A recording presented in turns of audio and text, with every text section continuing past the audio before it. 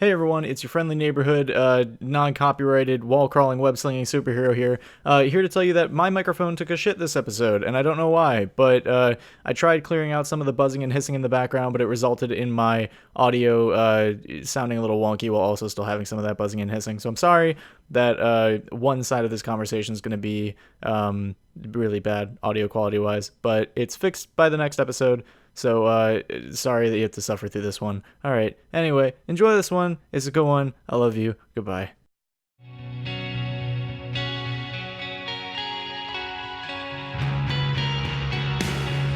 Jason, we're doing a podcast. Yes, we are. We are doing a podcast. Is this on the acting roles of Werner Herzog? Oh. You know, I was like, let's just wing it and see what happens, and I immediately regret saying that. You should not have given me this power. The most powerful power in the galaxy. That's your Werner Herzog? This is my Werner Herzog. It sounds like your Red Skull. I would make a film about a Red Skull where a man has his skin removed, but his skull is red. And they try to understand why. I could not name you one Werner Herzog film. I could not name you one. Yeah, I couldn't either. I didn't even know who he was until I just saw the Mandalorian trailer. Did he make movies? He made movies, right? Yeah, sure. Why not? Yeah, he did. I was confusing him with Andy Warhol because I was like, did Werner Herzog do a movie about a can of soup? About and Campbell's I was like, soup. No. Yeah, so they just dropped, when we're recording this, they just dropped the Mandalorian trailer.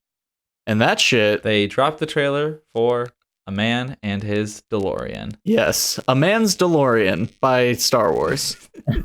The first Back to the Future Star Wars crossover. One of many. I am very, very fucking excited. I'm glad that, I'm glad we're getting out of the Skywalker shit. We've been in that a little bit much. I just, I thought, okay, Mandalorian sounds pretty cool. Got a couple interesting directors in there. That'll be fun. I'll probably get Disney Plus or whatever.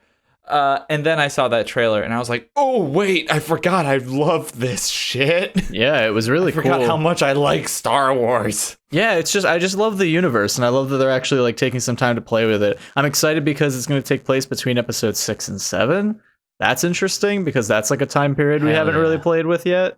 I don't want to be excited for a lot of shit that Disney's putting out, but I am. Yeah, is that because Disney is a morally dubious entity? Yes, that is why. Yeah, I feel that. It's like, you gotta, it sucks, but in this cruel, godless world we live in, you have to you gotta pick and choose which evil monster corporations that you're gonna be okay with. I've decided Amazon, no dice. The mouse, however, has my wallet. Yeah, man. It's tricky out here in the wild west of giant corporate America. Well, also because we didn't even get really a chance to talk about it. The whole Spider-Man nonsense. Oh yeah, that's I wonder if it's gonna be back. I wonder if it's gonna be different by the time that this episode comes out in a week or whatever. But God, I hope so. I hate the space we're living in right now. Yeah, everyone's angry at everyone else. It's very scary time to be Spider-Man fan. What the fuck is Sony thing? Sony's like, well, everyone's gonna love it when Tom Holland squares off against Woody Harrelson as curly hair Carnage. Yeah. Well, to be fair, Carnage did have curly hair in the comics. Yeah, but Woody Harrelson is bald as fucking. I don't care what. I have seen one hair piece on Woody Harrelson where I'm like, I buy it. And that's True Detective some of the time. Yeah. I don't know, dude. I would be excited for Spidey to be back at Sony if it didn't deteriorate every single thing we've done with this version of Spider-Man so far, and B, we had a better Venom right now. If there was Sony could be trusted to do anything ever. Well, I gotta disagree with you there, man, because if you look at it, people always point to oh, they made Spider-Man 3 and The Amazing Spider-Man 2. They don't know how to make fucking movies. It's yeah, but they also made Spider-Man, Spider-Man 2, and Into the Spider-Verse. They can also make good Spider-Man movies. They know how. It's just, and also I think that having the template that was set up by Disney, it's not like they're going in blind, they have a story direction to go in. with like, all the shit that happened at the end of Far From Home. So it's not like it wouldn't be impossible for them to make a good Tom Holland Spider-Man movie. But I heard that like the recent news with like the Sony emails and like people diving into the details of what the deal was between Sony and Disney back in 2015, like I heard that like there was a lot of nonsense that like Disney had to use like very abstract versions of the characters and not mention certain things like Uncle Ben because if the rights ever reverted to Sony, then whatever Disney had used couldn't be used by Sony. So like it's kind of like wary right now if we're actually going to be able to continue like a Zendaya MJ or like Marissa Tomei's Aunt May, or if we're literally just going to have Tom Holland in like a brand new Spider-Man universe. But like this is like the way that this is so like kind of disjointed and like jumbled up right now is what makes me think that it's going to be just fine at some point. Like they're not, I don't think Sony or Disney are going to let this be this. You know what I mean? Because I feel like as it is right now, like if it was Tom Holland has to come back and like because he has 2 more movies left in his contract, or we have to reboot the universe, it's like they know that fans will not stand for a 4th version of Spider-Man in 15 years. It's not gonna happen. They're not gonna reboot Spider-Man again. Not right now. So like there just has to be some sort of posturing, right? Like that's Disney what I think. Comes in and is like, yeah, Disney's coming in like, hey, fuck you, we want more money. And they're like, that's impossible. They don't make more money. And Disney's like, gimme. And then Sony's like, but Sony, Sony's not exactly coming from a great position of power because it's like, oh, what are you gonna do? You're gonna take Spider-Man and put him in your fucking Morbius movie?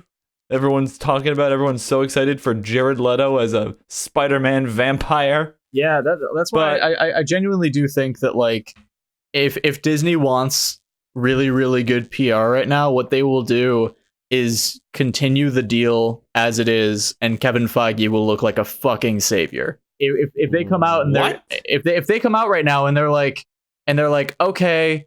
Well, it turns out Disney is going to take Spider-Man like for the 5% of like movie rights and continue getting 100% of merchandising, like the deal as it was, and then being like coming back, and then Kevin Feige will look like a savior because it's like, oh yay, he's saving Spider-Man in the MCU, which is really just him not being as greedy as he could be. Okay, for first things first, I wanna make sure my man Kevin's name is not muddied here. I don't think Kevin has a lot of say in this. He is a creative. He's not like a money man, is he? He does. He is, and he does. He's a money man? He's a money dude. He's an executive producer. Of course he's a money man. Well, I thought his role was more so shepherding the story arc, and then there are like a bunch of suits behind closed doors that all wear Mickey Mouse ears, and they're all like, oh, you gotta talk about the dividends, baby. You know Kevin Feige is the head of Marvel Studios. I kind of, honest to God, forgot that. I just thought it was like, yeah, he's in charge of the story. Yeah, well, that's the thing. I mean, that's why, like, Marvel Studios has always been so good at marketing Kevin Feige as, like,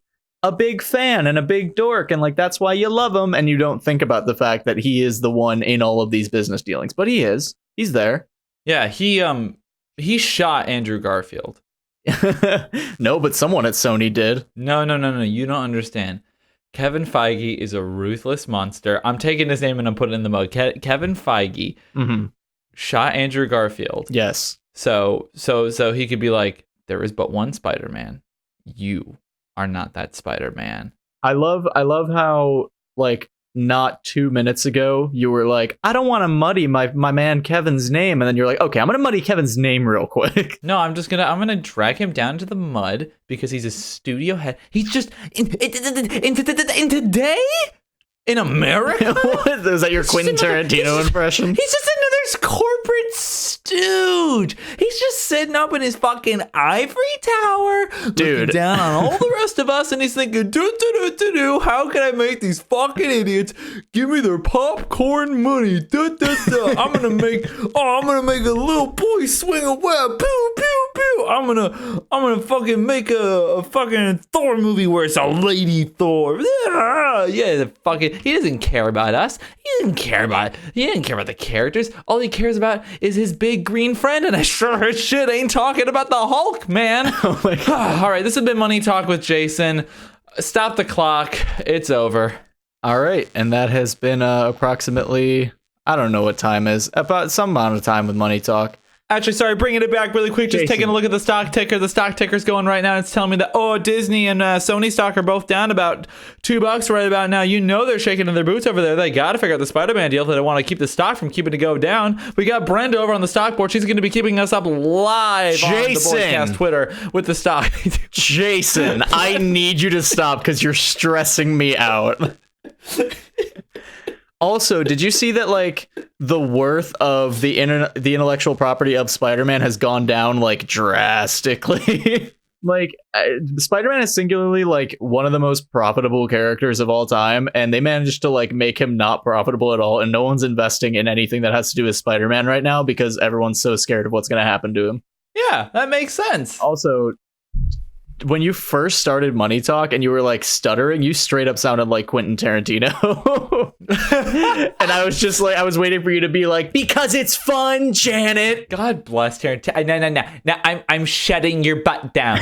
I'm shutting your butt down. I hate my him favorite fucking so thing much. Anyone's ever. He's the worst person. Please come on the show, Quinn. Yeah, no, please don't. Please stay far away from this show. No, like all throughout college, like Adam and Daniel and I would always be like, no, I'm shutting your butt down. It's such a good bit. I also like, I already quoted it, but I'm gonna say it again because I fucking love it. When the one interviewer is like asking He's Quentin yelling Tarantino about Kill Bill. about Kill Bill, and like don't you like why do you think that like all these little kids should be seeing the violence in these movies? Because it's fun, Janet. Oh, he's so fucking awful. He is 9 years old. He is 9 fucking years old, but you know what? I love him anyways. Well, that makes one of us.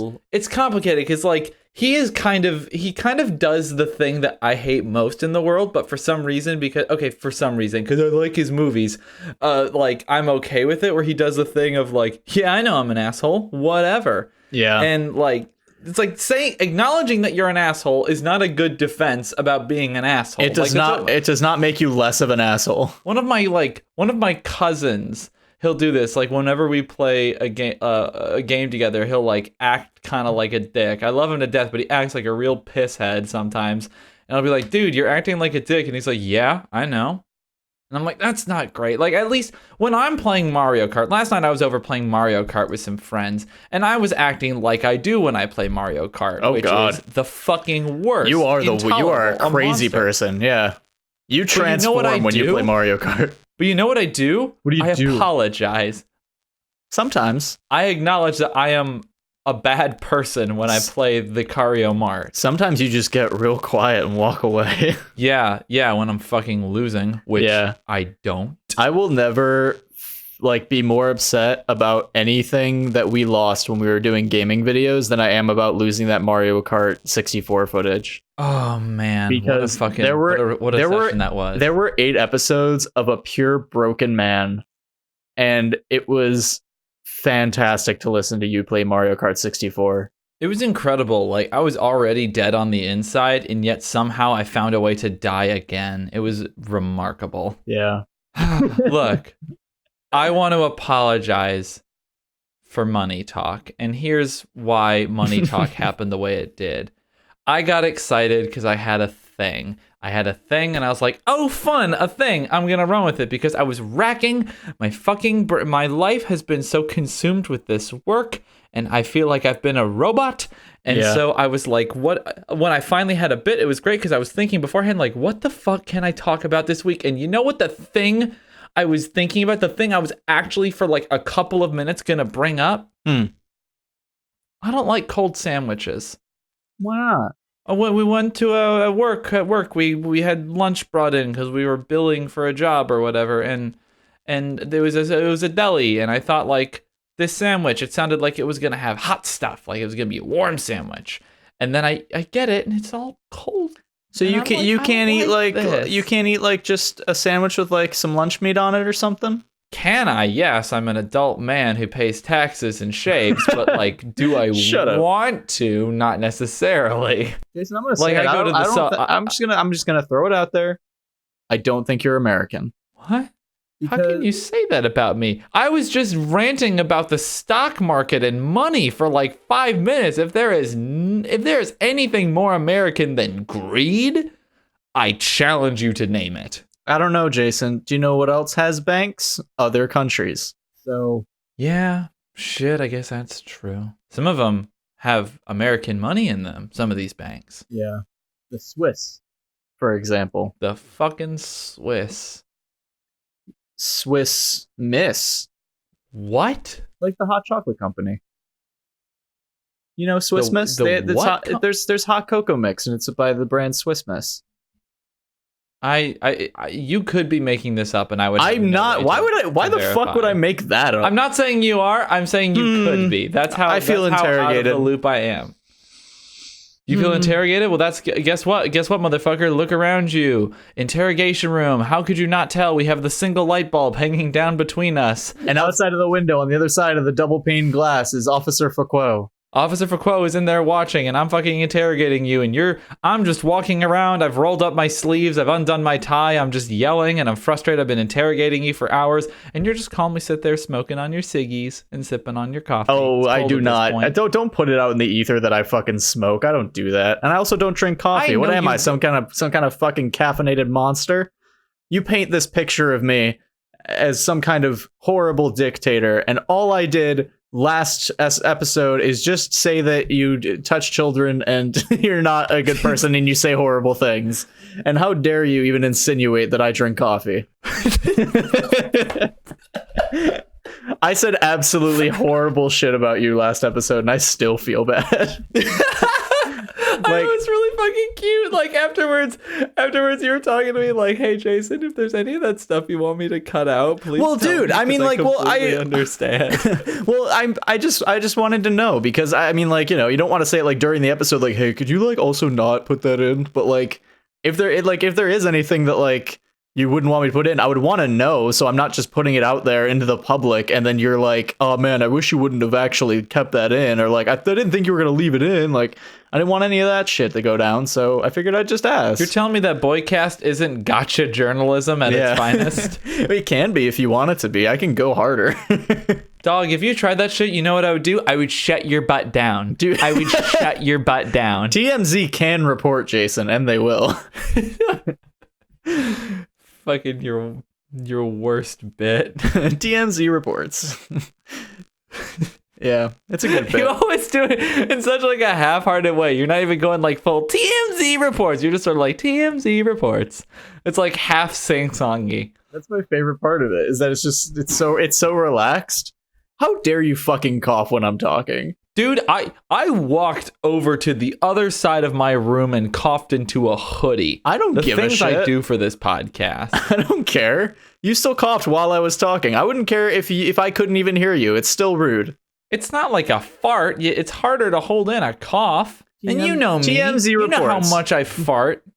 TMZ reports. No, go ahead, Jason- TMZ. Go ahead. No, I don't want to anymore. You've interrupted me so many times now that I don't even want to do the bit. The bit's dead forever, and that's your fault. Dog, we're talking over a cell phone. If I was in the room, I probably wouldn't have interrupted you. There's like a delay. Do your TMZ. I'm just gonna sit here drinking your coffee because you're not drinking it. This interrogation's gonna go on all night. TMZ reports. Jason sucks. That's the report. Wow, lot of build up to that. No, it's Lot of build that's up just to how that. that's how I feel now. Aw. TMZ reports. Jason's condescending. TMZ reports. it's Justin TMZ. doesn't appreciate Jason's attitude. This is a weird energy we have. It's just how I'm feeling, man. This is a weird combination of like I'm in a good mood because I'm goofing around with my friend Justin, and I'm also simultaneously not in a good mood because my dog woke me up at 2 a.m. Oh my God. Also, I'm distressed because everybody I love is leaving me, and I'm also my distressed because I'm God. tired. That's so much. Are you okay? Dude, that's a fucking terrific question, Justin. That's a terrific question. Fucking one of my best Like yesterday, I said au revoir to my dear friend. She is going to college. Granted, I will see her somewhat still because she's only an hour away, but still, like she's moving away. A couple days prior to that, my sweet brother moved to that same college, Michigan State, and then like 2 weeks before that, one of my best friends in the whole world moved to the other side of the world. TMZ reports Jason enacts an immigration ban to stop all of his friends from moving away.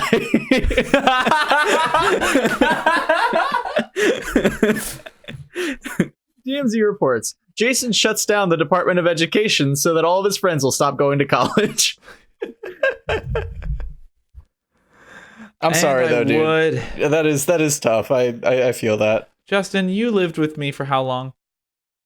I don't know. I try not to think about it. That's great. Justin, like, I lived with you for 2 years, you doof. Justin, did my friends leave me because I got a stinky butt or something like that? Is it because I have a stinky butt or something like that? Do I stink? No, Jason. The reason all your friends leave you is because you're a bad person. Okay, thank you. I just wanted to make sure it wasn't something like BO. I was just worried about like my hygiene, so thank you.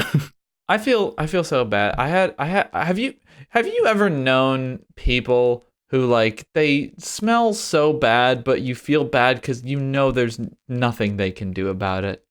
Yeah. I always feel so bad. I've known a humble few people in my life who've just had an aroma, and I'm like, I can tell you're trying so hard, and it's very sweet that you're doing that. I'm sorry. I want to hug you, but I can't because I'm shallow. There are no, but really, like there are friends that like I've had that do smell super bad, but like you can tell that they like showered and put deodorant on and all that stuff, and then like over the course of you hanging out with them, they smell worse and worse. Yeah, and one of those people is me. I knew it. I gotcha. Gotcha. TMZ reports Jason smells a little. I actually I have one of the things I feel a little okay bragging about is I am often told that I smell very nice. I am also told that I smell nice. Guess we're just a couple of good smelling boys. And that's why this podcast is being renamed Boycast, some good smelling boys, ! I don't think we should put smelling and : in the same title. Well, no, Jason, no, hold on. Fine. You know what? I'm killing this bit because you know what? We've talked about butts for too long in this podcast, and I don't want to resort to butt jokes and fart jokes because we've done that more than once in this episode, and I don't want it to happen anymore. All right, fine. You think of a fun new topic then, besides the fact that everybody I love is leaving me or butts. I got it. Everyone you love is leaving you. No, that's what you said. Fuck. Damn, you were close. I really felt like you were kind of on to something there. I suppose I really can't complain to you about everyone I love is leaving me because you've also had a number of people in your world pack up and move away, including the person who you're on the phone with. Mm-hmm. I don't feel even remotely bad for you because now you know how I feel. No, I'm kidding. But I think that, like, I like that your mentality is, I can't tell you about this situation going on because you're someone who would empathize. Like, that's like a weird thing in like social dynamics, right? Like I talked to a friend of mine about the fact that like I've been having trouble sleeping recently, and she's a young mother, and then I'm like, oh, I realize I probably shouldn't complain to you about having trouble sleeping. And then she's like, yeah. Oh, yeah. No, I don't feel that way. Are we just different out here in the mitten? No, I think it's two different things, right? I think complaining to someone who can empathize with your situation is good, but I think complaining to someone when you're aware that they have it far worse can be troublesome depending on the person you're talking to. Yeah, I suppose it kind of is person by person. Because if you had talked to me about this stuff, like, right when I was in the midst of, like, a lot of my friends moving away, I would still be like, oh, even though what you're dealing with might be on a smaller scale than what I've dealt with, I get what you're going through. But, like, some people are like, how dare you bring up your problem? Have you heard what I'm going through? It's miserable. So it depends on the person, I think. Help me figure something out. That voice you just did right there. Yes. What is that voice? I don't know. I feel like we do that voice a lot, and I can't. Is it like a king? Is it like an old king? Oh, like do you old think king? that you know what I have gone through? Yeah, maybe. I like to think it's an old king. Sure, why not? Yeah. I guess that's I don't know. It's a voice that we tend to do a lot, but I don't think we ever quantified it. I think it's like a pompous, entitled rich fellow. Yeah. Oh, like preposterous! How dare you think that you're a problem? Like that kind of thing. Yeah, like someone who's like an oil prospector back in like the 1810s. Someone who would take like a pipe and be like, like a big fluffy mustache. Dear boy, go pick up that stick now. No, that's nothing. That's nothing. But I've picked up that stick 3 times today, and you always make me put it back. My father made me pick up sticks 7 or 8 times, and look at the man I am today. You're lucky that I only make you pick up sticks 5 and 6. Oh. Is because you said 7 or 8 times, but the expression is 5 or 6 pick up sticks. It's a layered. It's a layered Did you bit. just make a reference to a fucking nursery rhyme? Dude, my bits are lit and they are layered and deep. And I'm sorry if you can't keep up. What the fuck? Dude, deep cuts. That's a deep cut. My brain is really having a hard time with this. We have done so many dumb goofs. We have known each other for half a decade. Yeah, and I've changed the goddamn game. You changed this is the new project, Change the Game. Yeah. You changed the big game. Dude. Now every joke you make now is going to be all about nursery rhymes and the Aesop's fables or whatever. Yeah, exactly. I'm so I can't even. This is gonna be my entire laugh. This is gonna be my whole persona now. I'm gonna be the nursery rhyme guy.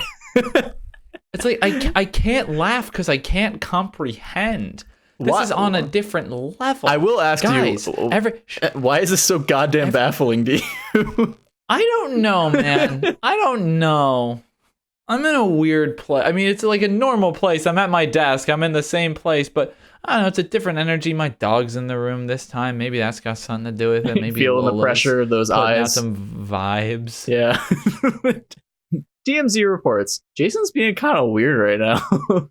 Yeah, TMZ reports correctly. Jason is being kind of weird right now. TMZ reports Jason's like really freaking out about nursery rhymes, guys. What's going on? TMZ reports. I can't do it. It's not mine. I can't. That's my bit. How are you trying to take the power here? I'm the one interrogating you. You are being interrogated for crimes. How do you keep flipping the tables on me? I'm sticking to the fiction. How is this happening?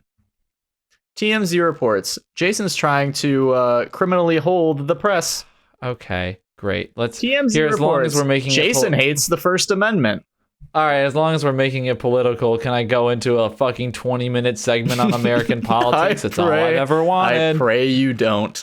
Let me talk about John Hickenlooper until everybody turns off the show and never downloads again. Joke's on you. Nobody listens to this show except for like 3 people. That's fair. Joke's on you. Half of our latest YouTube videos are still at 0 views. That's because no one listens to podcasts on YouTube unless there's a video component. You know what, Jason? They used to. What? They used to listen to this show when I made them because I didn't put it anywhere else.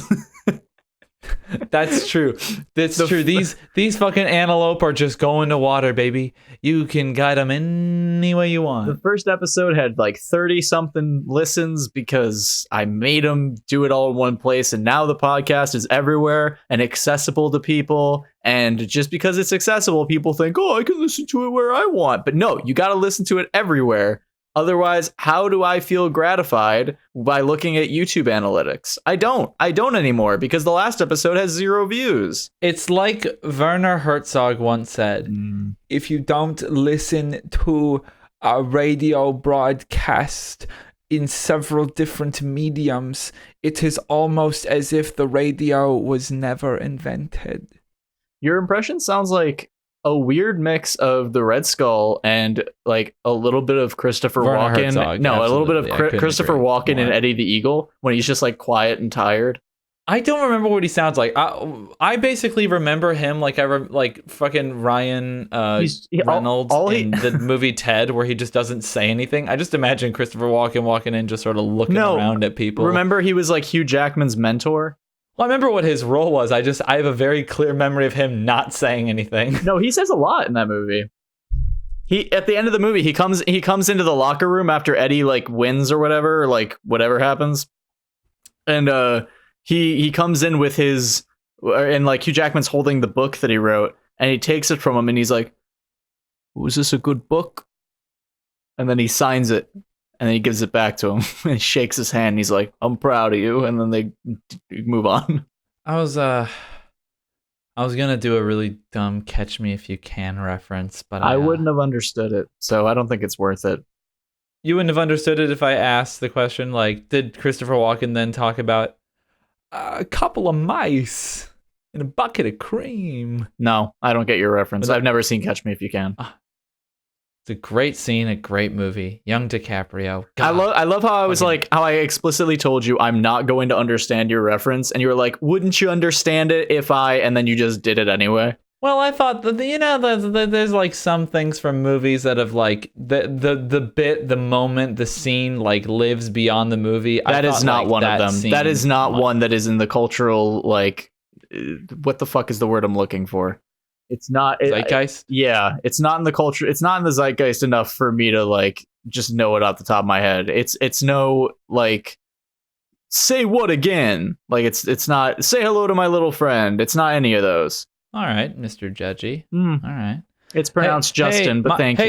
Hey guys, welcome to my spin-off podcast. My name's Justin, and this is my spin-off podcast that is where I am the arbiter of culture, and I determine what is in and what is not in. What it is in, TMZ, which apparently people still watch. What isn't in, very good Steven Spielberg circa mid-2000s movies. This has been Justin's Culture Corner. I forget what I named this thing. Arbiter of Culture. Smash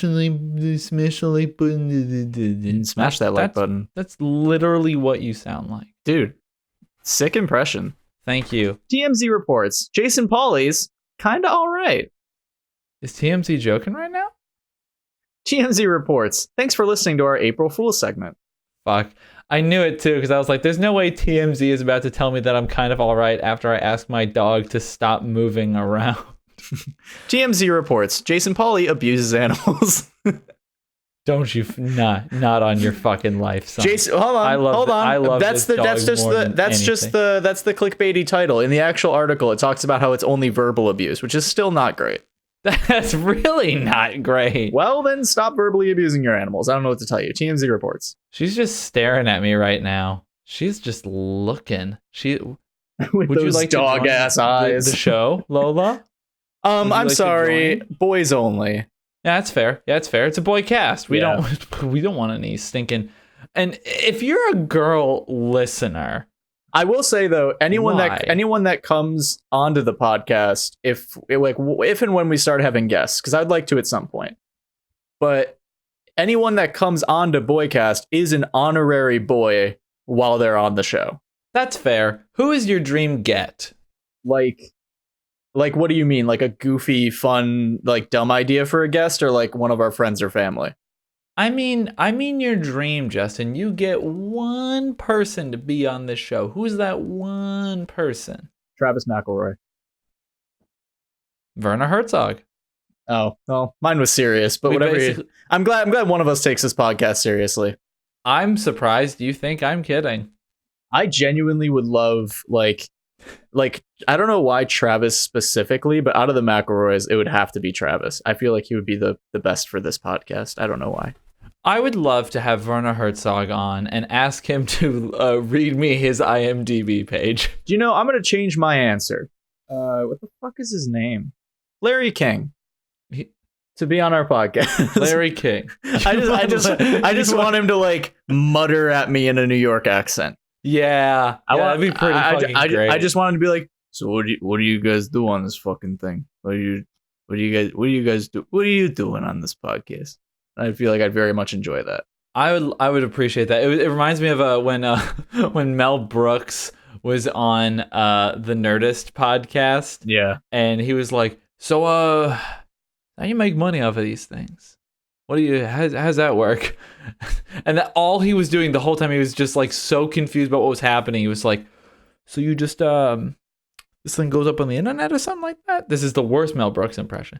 Oh my God. The host who's very canceled is like, yeah, you just kind of upload it to the internet and people listen to it. And he's like, oh, okay. And you make money off of this? You get money from this? Are you familiar with Jiminy Glick? Can't say that I am. It is a character that Martin Short used to do where he'd put on a fat suit and he would interview celebrities. And one of the things he did is he interviewed Mel Brooks and he was like, so what's your beef with the Nazis?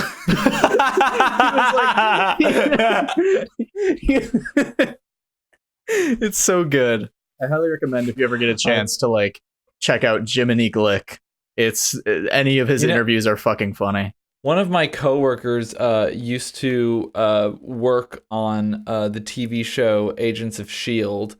As an editor. Humble brag. So he was like, I wasn't the one to fucking do it. Humble brag by association. DMZ reports. So he was working on the Disney lot, and he had a friend of his, like a female coworker. She worked somewhere else on the Disney lot, and apparently she was talking about this very sweet old man who would like come into her office but was like also kind of flirty.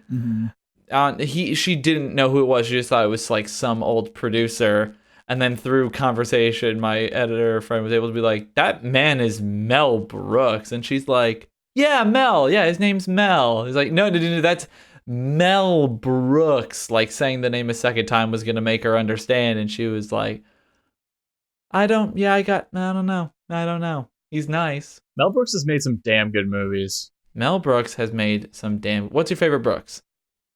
I have a very soft spot in my heart for Young Frankenstein. Ah, yes. So good. Yes. Very good.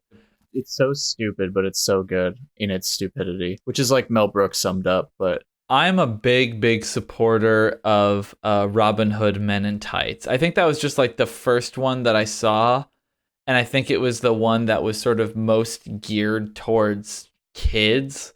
As in, like, I feel like kids could appreciate Robin Hood Men in Tights more than they could appreciate like Blazing Saddles or something like that. Yeah, dude. I remember I saw Blazing Saddles for the first time in like 2015. I laughed. I thought it was fucking hilarious, but at the same time, a lot of it while I was watching it, I was like, they would not make this movie today. There's no fucking way. There's so many jokes in there that are so questionable. But like, it also, Blazing Saddles also has like one of my favorite fourth wall breaking moments of all time. Have you seen Blazing Saddles? Oh God, yeah. I'm Jewish. It's in my blood. Right. Yeah. It's required watching for you. But my bar mitzvah was a screening of Blazing Saddles. Like the scene where like they're doing like the pie fight, and they're they take it outside of the Wild West set, and then they go onto all these different sets of all these different things.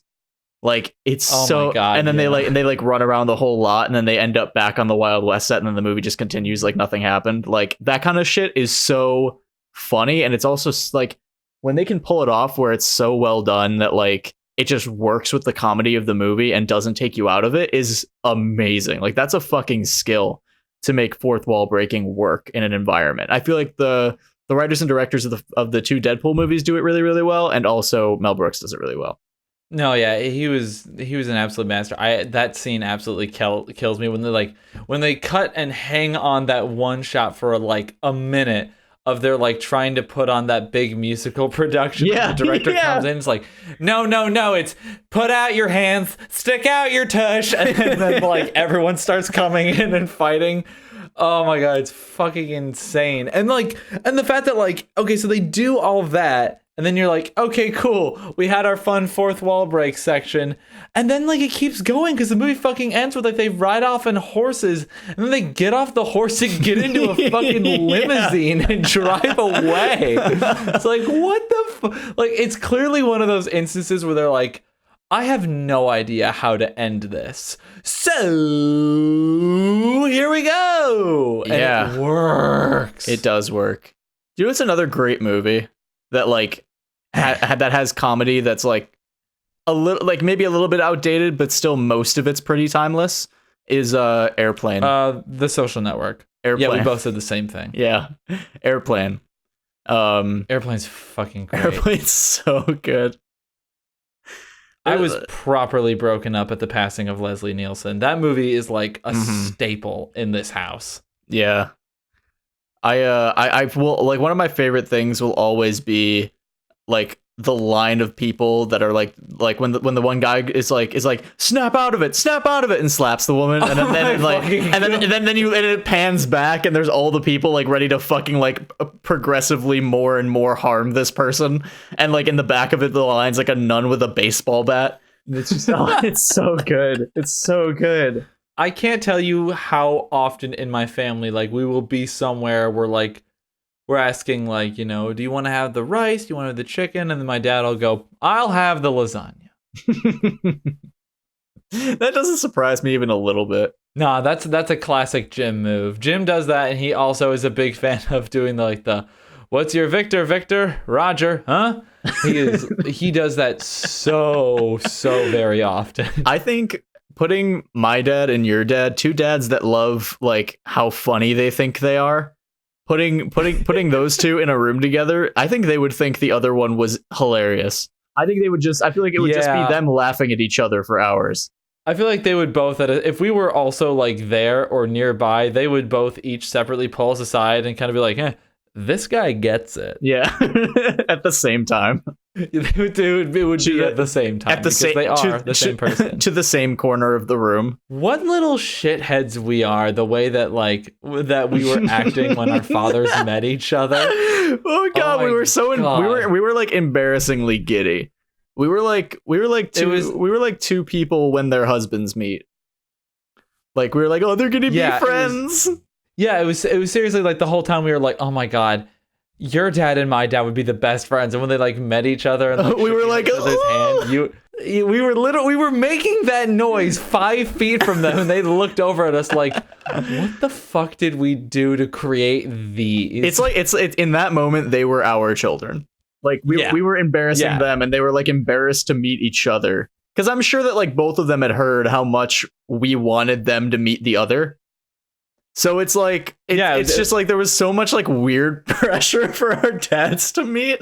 Yeah, there was fucking hype. It was like I went on a date with this one girl a while ago, and apparently like she knew a friend of mine from growing up who I haven't seen in years, and so she was asking about me beforehand, like, hey, what's Jason like? Is he a good guy? And my friend apparently said to her, oh, Jason is the best guy. He's the kind of guy you're gonna want to marry. And I was like, cool, thanks for that. No pressure. Appreciate that going into date numero uno. Now, so what you're saying is that our dad's meeting had the same awkward expectation and pressure as if we were putting them on a first date together. That is correct. But if we were really pushing the date, it's not like Jason, dad date, dad date, dad date, dad date, dad date, dad date, dad date, dad date. I love this. We need to get our dads. Let's plan out. We need to catfish our dads to go on a date together. Okay, I don't like that because that implies a degree of infidelity. No, we can be like the Max and Neve of our dads like meeting each other in person, and like one of them flies out to meet the other one. Right, but when you say date, it makes me fucking this is giving me serious like fucking pina colada vibes.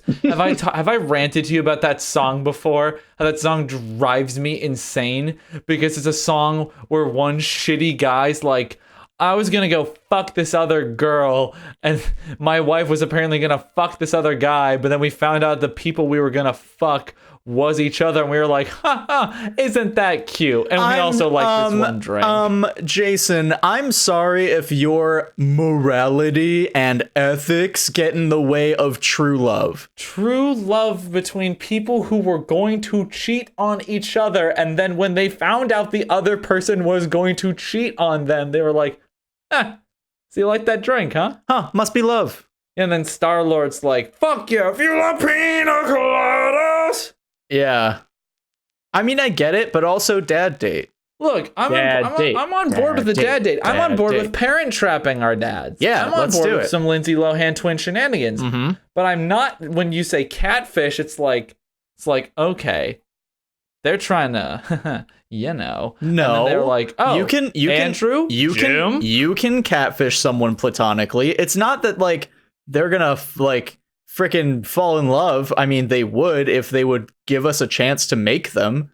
But yeah. But it's just about getting them in the same room without either of them truly knowing what's going on until they get there. It's critical That's what I want. you do not make this bit. This is critical. You do not make this bit a highlight, because if it is a short highlight, my dad might actually listen, and I can't let that happen. Dad date. Both of our dads would be extraordinarily uncomfortable if they knew that this happened in the podcast. Oh yeah. But I feel like you know what? I'm gonna leave it in, Jason, because it's important. Leave it in. Yes, don't make it a highlight. It's important that if they get 50 minutes into this, if they get 50 minutes into episode 6 of our goddamn podcast, then they've wronged themselves enough to the point where they deserve to hear this bit. Are you saying that this is punishment for them supporting the things that we work on? Absolutely. What a strange view we have of ourselves. You know what? Things that what, Jason? I feel no remorse because they both intentionally, as far as we know, intentionally made us. It's their fault that Boycast exists. So if they want to listen to it, they can be punished with us talking of dad date. Yeah, I guess that's very true. Yes. I had a period of my life where I was very genuinely upset that I was planned. Why? It's such a weird thing to be upset about. Because I had friends who were like, yeah, I was an accident. And I was like, oh, that's fucking cool. Is it? Why is that cool? I don't know. I was fucking 14 years old and posting some libertarian nonsense on my Facebook page. I don't know what I believed. I was 14 years old and putting fucking what the fuck was his name? Gary Johnson 2012 on my Facebook page. No, dog, legitimately, when I was 16 years old, I gave a rousing speech in support of Gary Johnson. And not to toot my own, to toot my own horn, he was in our school's, like, cast your ballot for the person you want to win. In that, Gary Johnson was not on the ballot, and in my speech, I ad-libbed how that was an outrage, because I was a fucking wild, weird child. And you know sucked. what? He came in 3rd place. He was written in by enough people. Do you think that's because of your speech? Are you going to toot your own horn? Is that what you mean by that? You're damn right I'm going to toot my own horn. It was a pretty good speech. The kids who were up there talking about Obama, who I wasn't crazy about at the time, but now realize, fucking great guy, class act, cool president. I'm sorry I ever thought that. Yeah, we're a big fan of his, and he's a big fan of ours. He's a huge fan of our stuff, and Barack knows I got nothing but love for him now. He's one of the 5 followers we have on Spotify. Hell yeah. It's you, me, your girlfriend, probably one of my friends, and Barack Obama. Yeah.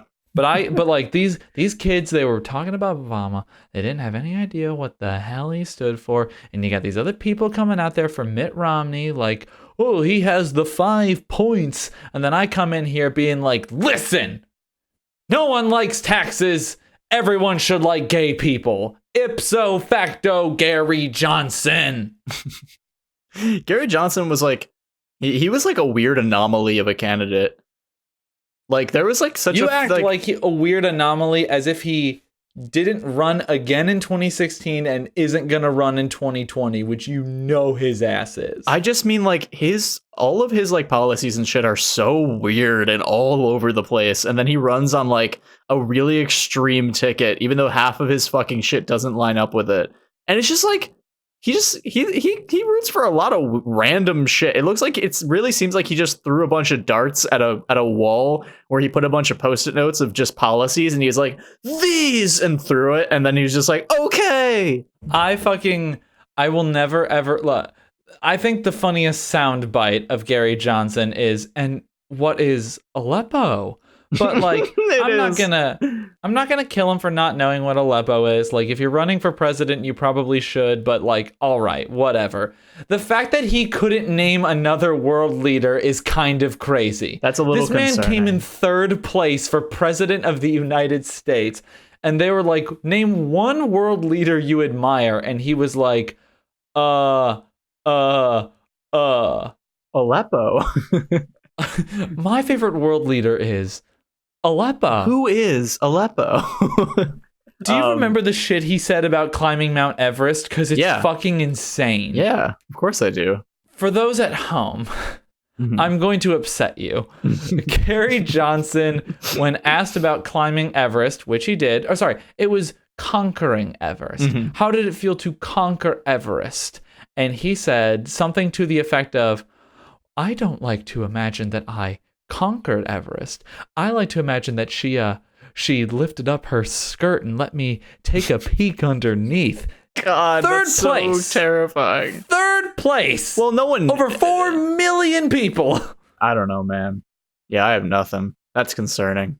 That's crazy. But you know what? At least he didn't say I was disloyal because I was a Jew. Did you see? I don't What? want to get too political, especially because this episode's about to wrap up. But Yeah, we can dip our toe, but that's it. I saw something that, like, it was the most inoffensive thing Trump's done in a long time, but it was still very stupid and very funny. Because Oh, is it buying Greenland? no, but that is funny. But he was like he was being interviewed by these like Bible thumpers, and there was this one person who was like, "And what is your favorite Bible verse?" And he was like, I don't want to get into specifics. I've always said, I often joke The Art of the Deal is my second favorite book. I just love all of the Bible. And the guy's like, not enough to like cite a verse. He's like, I don't want to get into specifics. And then he goes, and then someone goes, one of the other guys interviewing him, he's like, so do you prefer the Old Testament or the New Testament? And he's like, he takes a second and he goes, equal. I kind of like the whole thing. And I was like, this isn't like offensive. It's something that Trump's. This is the first thing Trump's done in a long time that I can just laugh at. So it was like, I was like, this is just stupid. It's such a weird thing to Donald like. Trump, up until that interview, thought the Bible was like some shit from like Lord of the Rings or whatever. The Like, Art of the Christ. Yeah.